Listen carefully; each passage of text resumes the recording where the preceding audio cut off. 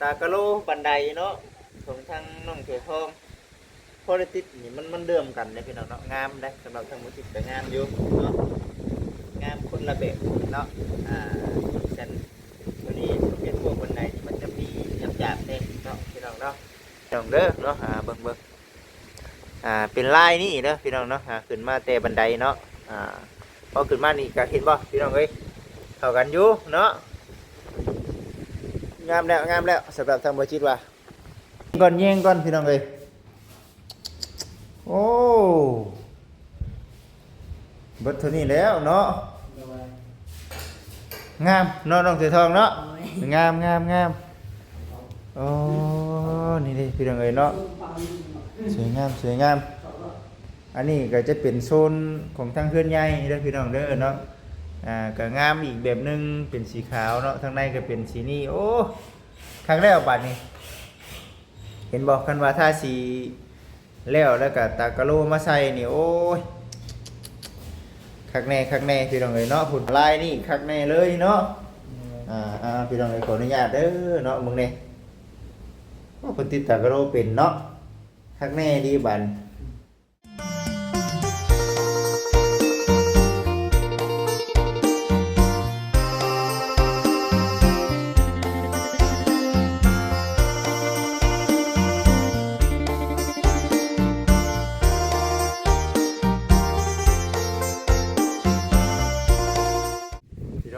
บรรยากาศ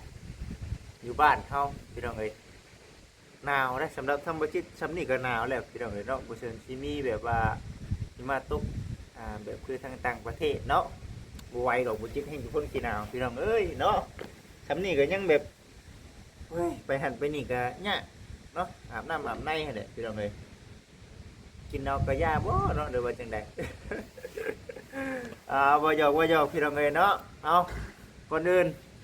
กราบทักทายสบายดี FC ทุกท่านเนาะทางฝั่งลาวฝั่งไทยทางต่างประเทศพ่อก็บ่จิตคือเก่าเนาะบ่ได้มาหากับทางน้องๆเพิ่นเพิ่งเลยนะพี่น้องเนาะแต่ล้นแล้วเนื่องจากว่าในเรื่องเวียกแม่พี่น้องเอ้ยเนาะเวียกให้เวียกหน้าบุกบืนเนาะให้มันแล้วมันทั่วบัดนี้น่ะแล้วบัดนี้ก็ได้ น้องๆเพิ่นติดตากะโลกับบริมาอัปเดตเลยเอ้าว่าซั่นเดี๋ยวมาอัปเดตตอนแล้วเกี่ยวข้าวเกี่ยวน้ำว่าซั่นให้มันเร็วก่อนว่าซั่นนะพี่น้องเอ้ยอื่นก็กราบขอโทษขออภัยกับทางทางแม่น้ำเนาะบ่ได้มาอัปเดตให้กับ FC ได้เบิ่งได้ชมก็มื้อนี้พี่น้องเอ้ยเนาะเป็นตากะโลบันไดเนาะของทางน้องเสือทองพอได้ติดนี่มันเดิมกันเด้พี่น้องเนาะงามได้สำหรับทางมุสิกก็งามอยู่เนาะงามคนละแบบเนาะฉันตัวนี้เป็นพวกบันไดที่มันจะมีหยาบๆเด้เนาะพี่น้องเนาะสวยงามบัดที่นี่ก็สิพยายามเนาะได้เรียกเป็นตามขั้นตอนนั่นแหละบัดนี้ก็ได้เนาะในเรื่องเรียกผู้รักผู้ใหญ่เพิ่นมอบหมายงานให้กับสีคอยเห็นไปเรื่อยๆเด้อเนาะนักษาเองกับต้นไม้น้ำเป็นหลายโอ้ยลมหลายพี่น้องเอ้ยลมแห้งเสียงจะได้ยินหรือบอกกะจังใดกะอดทนทางไปเด้อพี่น้องเด้อเนาะสิได้นี่ระวังที่ไม่กันนะลมนี่สิไทยแน่นะพี่น้องเอ้ยเนาะยามนี่ไทยคิดลำบากยามนี่สวยงามพี่น้องเนาะบ้านนี้ก็ได้ยังอย่าแนวเนาะตัวนี้บ่พอบ่น้องหรือว่าจังไดโอ้บ่พอติต้องได้เอามาอีกเด้นี่เนาะพี่น้องเอ้ยบ่พอโอ้ประมาณเท่าไรเก็ดหนึ่งอะไรเขาบ่ขายดอกพี่น้องเนาะลำอันนะประมาณเก็ดหนึ่งเดี๋ยวสิเบิ้งเด้อพี่น้องเด้อเนาะเดี๋ยวบ่จิตสิเบิ้งก่อนเดี๋ยวเอาเงินจบเงินซื้อเบ้ก่อนก็ได้เนาะอะไรก็ตามเดี๋ยวมื้อหน้าบ่จิตมาเดี๋ยวจิตสิแวะเบิ้งคันว่ามีเนาะต้องเอาแบบเก่าได้พี่น้องเอ้ยเนาะตัวนี้เนาะบ่มีโอ้สวยงาม หรือว่าเฮาบ่มีในใช้แล้วบัดนี้เนาะเบิดแล้วเนาะโอ้นี่เด้พี่น้องโอ้ยงามเนาะพอได้ติดแบบนี้ก็ได้คักอยู่เบิ่งเด้อพี่น้องบันไดเนาะสวยงามเนาะโอ้ยคักงามคักเนาะเบิ่งเด้อพี่น้องเด้อเนาะเบิ่งเป็นลายนี่เด้อพี่น้องเนาะขึ้นมาแต่บันไดเนาะ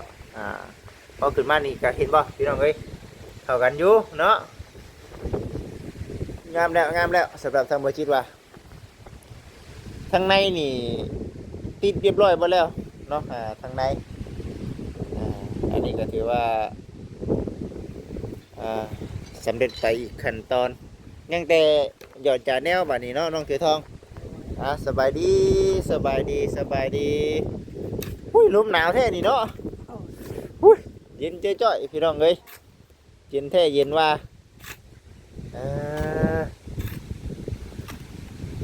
ลมแห้งขนาดเชิญชิว่ามีหิมะตกคือเพิ่นเนาะแม่นตัวนี้ติดเรียบร้อยแล้วบ่ตัวนี้เพื่อนครัวพี่น้องมาเบิ่งเพื่อนครัวน้ำกันพี่น้องเอ้ยเนาะมาเบิ่งก่อนโอ้ต้องมาตอนแล้วรถบ่จิตนะพี่น้องเอ้ยเนาะฮึบคักแน่นี่เนาะเอาสบายดีเอาน้องสดาสบายดีไปยังนะโอ้เบิ่งเด้อฮึบฮึบคักเป็นยังบาดโอ้เบิ่งเห็นเนาะเฮ็ดท่าแยงก่อนพี่น้องเอ้ยโอ้เบิดเท่านี้แล้วเนาะงามเนาะน้องเสือทองเนาะงามโอ้นี่ดิพี่น้องเอ้ยเนาะสวยงามอันนี้ก็จะเป็นโซนของทางเพื่อนใหญ่เด้อพี่น้องเด้อเนาะก็งามอีกแบบนึงเป็นสีขาวเนาะทางในก็เป็นสีนี่โอ้ครั้งแรกบัดนี้เห็นบอกกันว่าถ้าสีแล้วก็ตากะโลมาใส่นี่โอ้ยคักแน่พี่น้องเอ้ยเนาะพุ่นตั้งมือก็น้องถือทองนี่ที่นี่3 มื้อป่ะโอ้3 มื้อมาใส่พี่น้องเอ้ยเนาะอันนี้คืออยู่ในห้องครัวได้นี่ยังห้องน้ำเด้อเดี๋ยวจะอัปเดตให้กับพวกพี่น้อง FC ได้เบิ่งโอ้ได้แล้วว่าซั่นก็ตัวขนาดอยู่ในเฮือนนี่ก็ยังวุดเนาะหนาวดิพี่น้องเอ้ยเนาะสวยงามห้องเนาะอ๋อทางในบ่นี่ทางในก็สำเร็จเบิดแล้วบ่โอ้พี่น้องเอ้ยมาเบิ่งโอ้มาบัดนี้เขาได้บ่โอ้มันคักโคตรได้นี่เนาะอาบน้ำมันก็มีความสุขไปน้ำแล้วนี่เนาะอาบน้ำเย็นน้ำมันนี่ยังบ่มีแต่กระถางแล้วว่าจะเอามาคุยตัดเขิงแล้วใส่ก็คุยแบบไหนเนี่ยก็คุยตัวขาดเขิงเอ้ยอย่ามาใส่ก่อนเนาะเอาคู่ก่อนเนาะโอ้คักเป็นจะได้พอดีเลยบ่หรือว่าจังไดนี่ไม่อันขอบข้างจังนี่หรือว่าเฮาทาสีเอาพอติข้างมันบ่หรือว่ามันเบิดเท่านี้บ่นี่น่ะมันบ่พอซับกระไดโอ้ขั้นใดจักขั้นใดก็จะคิดพอขั้นใดจะ3 แกะเอาจังว่ากันเทื่อเนาะโอ้ของน้องถือท่องกับบ่พอบันไดเนาะด้วยน้องไสดาก็เดี๋ยวสิไปเบิ่งก่อนพี่น้องเอาสีขาวใส่ตัวใดติดผานี่เข้ากันบ่สีขาวกันนี้อันนั้นไม่ง่ายเนาะเบิ่งก่อนสิพี่น้องเอ้ยเบิ่งไปนำกันโอ้ยเนาะลายนี่คักแน่เลยเนาะพี่น้องเอ้ยขออนุญาตเด้อเนาะมึงนี่เพิ่นติดตากะโลเป็นเนาะคักแน่ดีบัด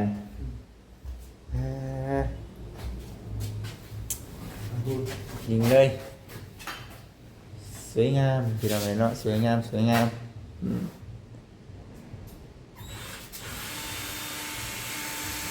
ฮึบเข้าบ่อึบ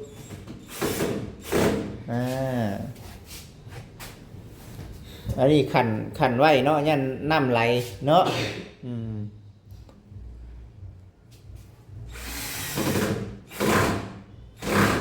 พอดีเลยเนาะ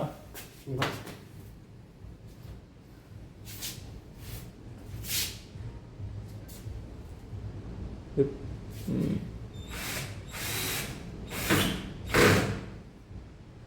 คักเป็นยังบาดนี้นั่นแหละ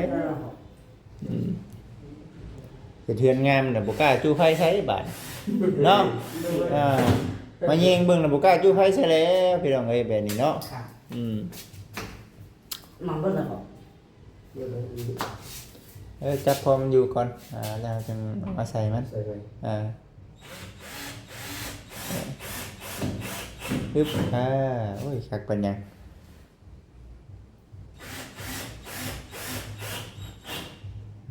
โอ้เรียบร้อยบานนี้เนาะปึ๊บโอ้ยเบิดเท่านี้แล้วสังเกตไว้บานนี้คัก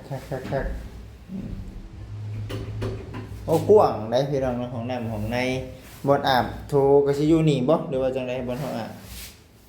ก็ ทำเท่านี้นะ ป้าไว้แถวๆนี้เลยเนาะโอ้ฮึบเคยดึงไว้ เนาะโอ้ยเฉพาะจังดึงหยาบๆเด้อ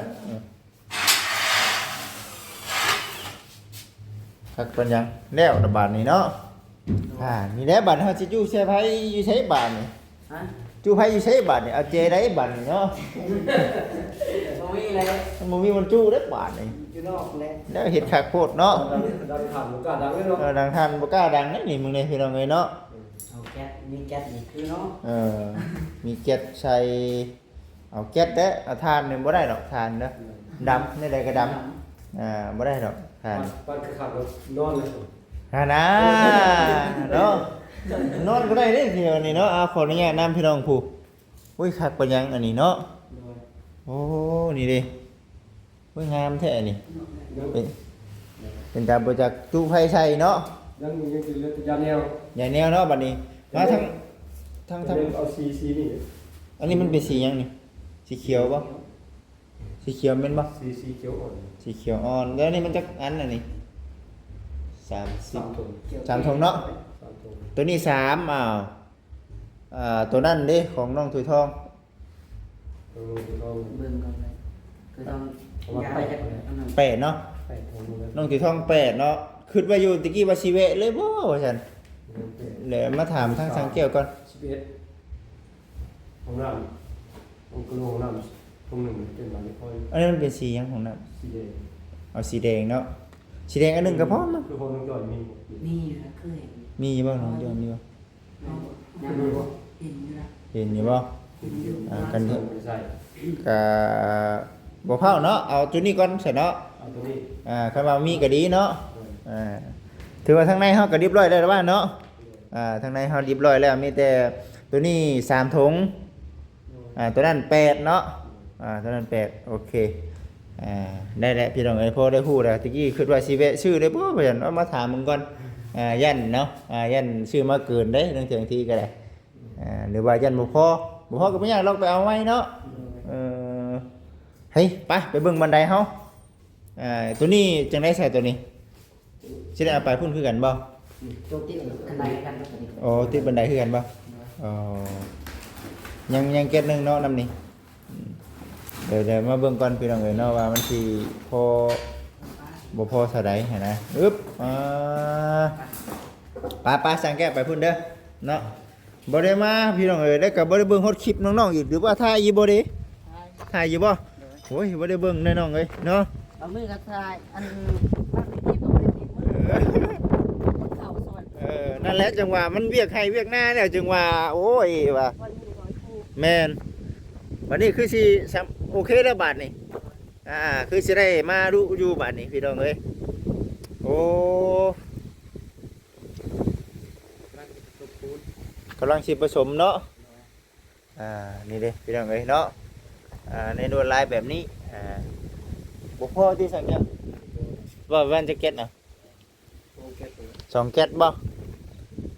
2แก๊สเนาะของน้องสีทองนี่เอาแก๊สหนึงบ่ถ้ามันสิมีสมมุติว่าบ่มีเด้เอาสีแบบเอามันอัดนี่สิเนาะ บุมีกับบุกุเสีย ฮะ เอาตัวสีขาวใช่ไหม คือบ่เนาะ เอาสีขาวใส่ มีบ่สีขาวมีอยู่บ่ สีขาวของหลานได้ เพราะว่าอันนั้นเราบ่ได้อยู่ห้านเราได้น่ะเราไปสั่งอยู่ไสก็เราไปสั่งห้านอื่นบ่หรือว่าจังไดเนาะ ตัดสีขาวของหลาน ได้ก็น่าสิได้อยู่เข้ากันอยู่คำว่าสีขาวนะเข้าอยู่น้องเอ้ยเข้าอยู่บ่คือสีเขียวนะตัดได้เนาะตัดแม่นแล้วซะเนาะของน้องเสือทองก็คือสิพออยู่ดอกซะเป็นจังไดมีแต่บันไดน้องอันน่ะสระเนาะ2แก๊สเนาะ2แก๊สแล้วก็อันน่ะอย่าแนว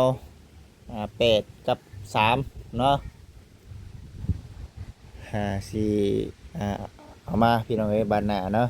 เข้ามาบานหน้าจะเสียเข้ามามาเบิ่งก่อนว่าโอ้ยน้องๆเพิ่นได้แล้วบ่ว่าซั่น โอ้เมื่อวานนี่ก็คนเข้าบุดมื้อเมื่อวานนี่บ่ได้ไปฮอดเวียกเมื่อวานนี่โอ้ยว่าเกเข้ากลับมานอนพี่ได้บ่ทั้งสังแก้วหรือว่าทั้งนอนเลยอย่าว่ายังอยู่พุ่นอยู่หั่นน่ะก็นอนอยู่พี่คู่มืออยู่แล้วเนาะ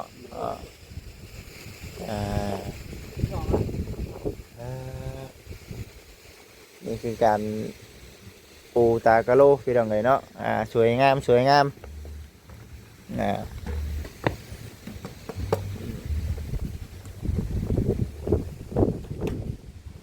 มันลุ่มเนาะลุ่มเท่ๆว่าแบบง่ายๆเลยพี่น้องเนาะมันโลุ่งดิเห็นบ่เนาะมันลุ่มมาโลุ่งแล้วก็เข้าไปซี่เลย บูดเนาะทำลง แม่จำอยู่ทรงอยู่ทาเพื่อนน้องเฉยท้องนี่คือว่าแล้วพี่น้องเอ๋ยเนาะถือว่าสำเร็จไปเนาะแต่ว่ามีเงินมีคำนะเขาก็ออกมาแหละกันว่าเขายังคือว่าได้เห็นเงินครัวก็คือน้องสลาดนี่ได้นี่มันก็คือเก่าเนาะ ก็ออกมาทางหน้าเลย ก็ออกมาแล้วก็เทแล้วก็เฮาเฮ็ดชนบอนจูพื้นจูไฟต่างหากหั้นนะบ่เฮ็ดกระยาก่อแบบนี้มันได้ก็โยบ่มีเงินจังเฮ็ดเนาะแบบบ่ว่าช่างมันก็ไปคนละแบบเนาะส่งแท็กซี่เอาบัดนี้เนาะส่งสิเอาเงินน้องสิทองเพิ่นเนาะพี่น้องว้าตัวเนาะยอมแล้วนี่เนาะ ว่าให้น้องแบ่งสลากเนาะ คักก็ดีน้องชนะก็ได้อันเด้คุยจบกัน เฮ้ยเด้อมึงเด้อวู้ยอดพี่น้องเอ้ยมันลมแห้งโพดพี่น้องเอ้ยมื้อนี้น่ะ ลมหนาวนะ แม่นลมโหต้นไม้กะตักเท่าไหนเนาะ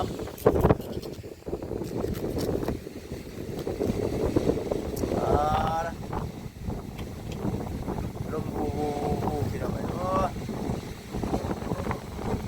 ลมไม่ดีนี่เนาะคือเป็นนี่นี่ แค่กูว่า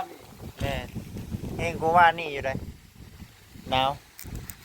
มันหนาวพี่น้องเอ้ยเนาะ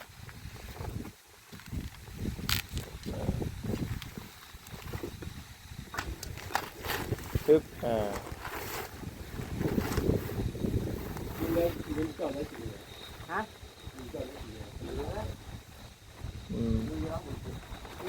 เดี๋ยวก็ไม่ยากหรอกหาบนเทเลย ขา ไม่ยาก ขาอยู่ใน เดี๋ยวนี่เทถ่ายเอาได้ดิ ได้เยอะนะพอเนาะขานะชายไม่ได้หอนเนาะ เท นี่เขามันเดือกันนี่กันเปื้อนเท่านี้ แค่กินย่องแล้วเนาะ เออเอ้ยมากินกับบุมี่บ่ มีอยู่ น่าเห็นบ่เออเฮ็ดไปก่อนนี่แล้วอ่ะเฮ็ดไปก่อนเนาะเอามันเดือบันไดได้จ้ะคอนคอนเทคอนว่า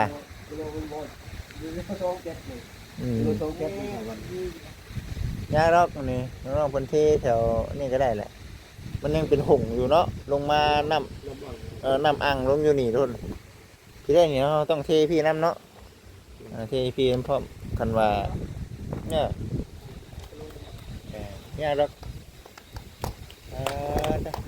มันจะติดตัวเขียว เนี่ยไม่ น้ำมัน ขับงานอยู่ทางไหนสังเกตซูเมอร์นี่ ที่ได้เห็นอยู่ได้ทานเขา พอได้เงินซื้อ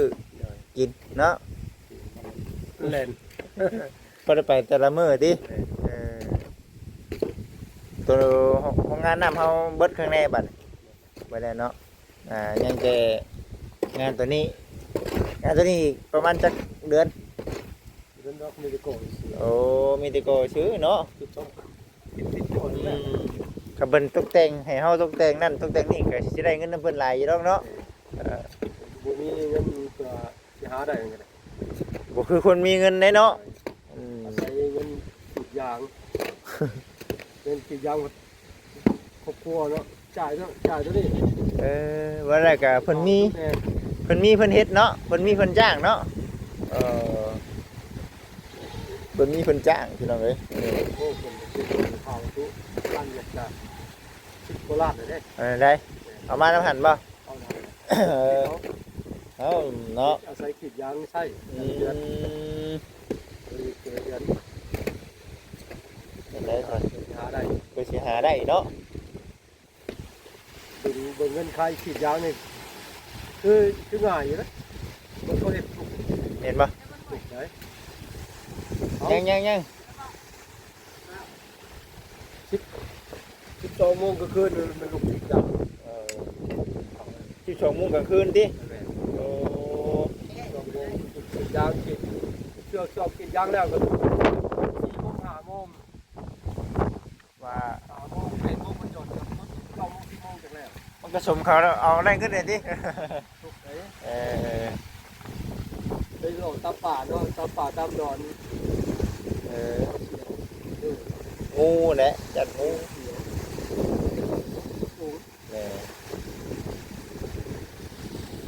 โอ้เนาะ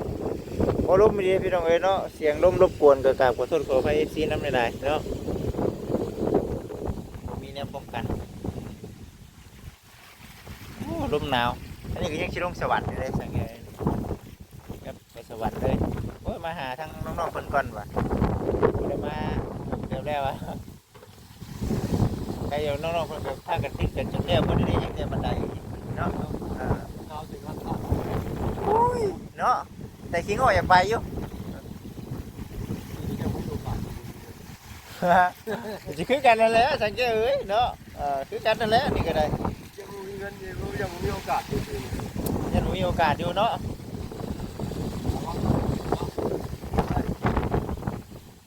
นี่ใครเนาะเนาะเด้อพี่น้องเอ้ยเนาะพี่ทางนี้ก็ได้ เกือบเลยจะลูกรู้ ร้องพี่น้องเอ้ยเนาะเป็นพดเนาะตากะโลพี่รถ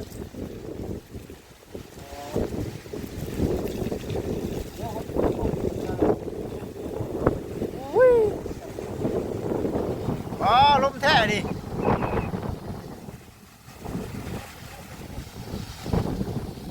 ลมมาดีเนาะลมแท้ลมว่าพี่น้องเอ้ยเนาะสักแน่ดีลมหนาวเพราะมันถึงช่วงมันโล่งแห้งนี้วังนี่เนาะมันโล่งอะดีลมพัดมาบาดนี้เป็นอันนี้ได้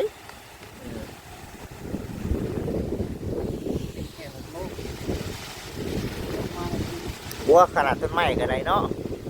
ยังพัดบูวูเด้อพี่น้องเด้อเนาะโอ้ยยากลำบากหลายพี่น้องลมคักลมแห้งก็ได้ ของบ้านที่จำเป็น แม่นลมหลายกับบดีพี่น้องเอ้ยเนาะเฮ้ยหนาวหนาวอีดีพี่น้องเอ้ยเนาะเอาแต่นอกคลิปนี้ก็ได้มึงไปน้ำกันพี่น้องเอ้ยโอ้ยลมดีลมว่าหนาวอีดีเลยพี่น้องเอ้ยเย็นจ่อยเขานอนกลางคืนด้วยมันขั้านฮอดจากตีงตอนเช้าให้ชิงก็ฮอดจากลุกเนาะแม่เจ็ดโมงเป็นโมงจึงโอ้ยว่าค่อยครับค่อยเคลื่อน โมงไปโมงมันยังไม่อยากลุก โอ้ยยังหนาวอยู่ได้ซำน่ะ หนาว ยังหนาวอยู่ซำน่ะเฮ้ยโดยพี่น้องเอ้ย